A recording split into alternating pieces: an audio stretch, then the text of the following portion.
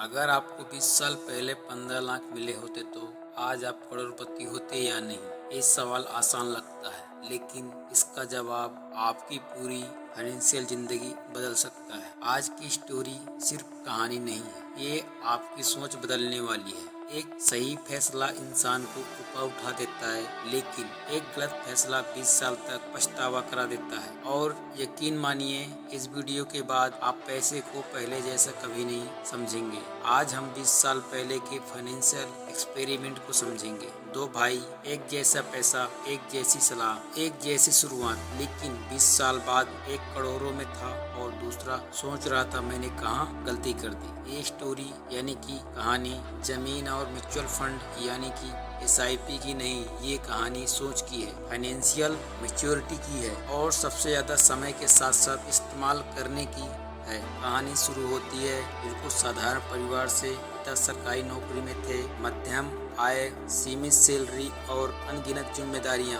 पूरी जिंदगी उन्होंने ईमानदारी और मेहनत से बिताई। सुबह 9 बजे की ड्यूटी, शाम 6 बजे घर वापसी और बीच में कभी बीमारी, कभी घर के खर्च, कभी बच्चों की फीस। लेकिन उन्होंने कभी हार नहीं मानी। उन्होंने अपने दोनों बेटों को बहुत प्यार से पाला और पढ़ाया लिखाया और यही सपना देखा कि मेरे बच्चे मुझसे बेहतर जिंदगी जिए। समय बीतता गया, बच्चे बड़े हो गए और एक दिन रिटायरमेंट आ गया। रिटायरमेंट के बाद पिता के पास कोई बड़ी दौलत नहीं थी, ना कोई करोड़ों की प्रॉपर्टी, ना कोई बिजनेस, ना ही बैंक बैलेंस में भारी रकम। लेकिन उनके पास जीवन भर की बचत थी, बहुत संभाल कर जोड़े गए 30 लाख। उन्होंने दोनों बेटों को बुलाया और कहा, मेरे पास कोई बड़ी जायदाद नहीं है बेटा, पर जो कुछ भी है वो तुम दोनों के बीच बराबर बराबर बांट रहा हूँ। या 15-15 लाख बहुत सोच समझ कर खर्च करना, जिम्मेदारी से, क्योंकि ये मेरी पूरी उम्र की कमाई है। दोनों बेटों की आंखों में चमक तो थी, लेकिन दोनों की सोच अलग अलग थी। यही सोच उनकी जिंदगी की दिशा बदलने वाली थी। बड़े बेटे के दिमाग में बस एक ही बात थी, 15 लाख में तो जिंदगी बन जाएगी। फिर बड़ा बेटा बोला, मैं जमीन खरीदूंगा। जमीन कभी धोखा नहीं देती। उसने अपने दोस्तों को प्लाट खरीदते देखा था। उसे लगता था कि बस सही जगह लो और पैसा डबल। छोटा बेटा शांत था, वो बोला, जमीन ठीक है, लेकिन पैसा अगर खुद पैसा बनाए तो मैं 5 लाख इमरजेंसी फंड में रखूंगा, बाकी SIP में धीरे धीरे इन्वेस्टमेंट करूंगा। दोनों बेटों ने एक दिन में अलग अलग रास्ता चुन लिया, लेकिन दोनों को अंदाजा नहीं था ये दो रास्ते 20 साल बाद तो अलग अलग जिंदगी बनेंगे। बड़ा बेटा जमीन वाला अपने दोस्तों से मिला। उसे लगा कहीं प्लॉट ले लेना चाहिए। उसे शहर से बाहर एक प्लॉट मिल गया। 15 लाख रुपए में रजिस्ट्री और टैक्स जोड़कर लगभग 17 लाख में खरीद लिया। बस इंतजार था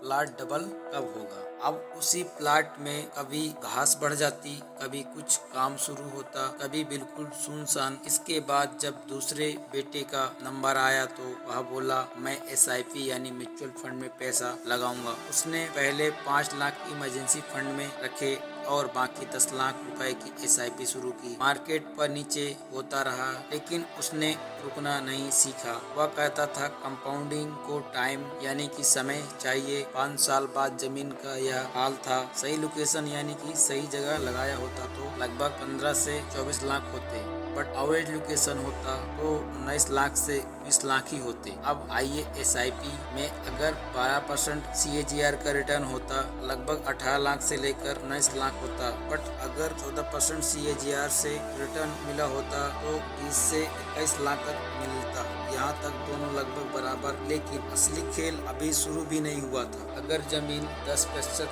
CAGR से बड़ी होती तो, लेकिन ऐसा बहुत कम होता है। फिर भी हम मान लेते हैं कि 10% CAGR से जमीन बढ़ी तो 20 साल में लगभग 1 करोड़ होती। अगर ग्रोथ सिर्फ 6% की ही रही होती तो 20 साल में लगभग 50 से 55 लाख होते। अब देखते हैं SIP में अगर रिटर्न 12% CAGR से मिलता तो 20 साल में 1 करोड़ प्लस होता। अगर रिटर्न 14% रहा होता तो लगभग 1 करोड़ 30 लाख से लेकर 1 करोड़ 40 लाख तक बनता। धीरे धीरे फर्क साफ होने लगा, लेकिन ट्विस्ट अभी बाकी था। जमीन का सच ये है कि पहला मेंटेनेंस, नंबर 2 टैक्स, नंबर 3 बायर मतलब खरीदने वाला भी नहीं मिलता, नंबर 4 लिक्विडिटी जीरो, नंबर 5 रॉन्ग लोकेशन यानी कि गलत जगह यानी कि पैसा फंस गया। अब देखें एसआईपी का सच। Number 1 liquidity high, number 2 compounding frequency, number 3 discipline होना चाहिए, नंबर 4 नॉलेज होना चाहिए। ये कहानी जमीन को गलत या एसआईपी को सही नहीं कह रही। असल फर्क ये है जमीन सही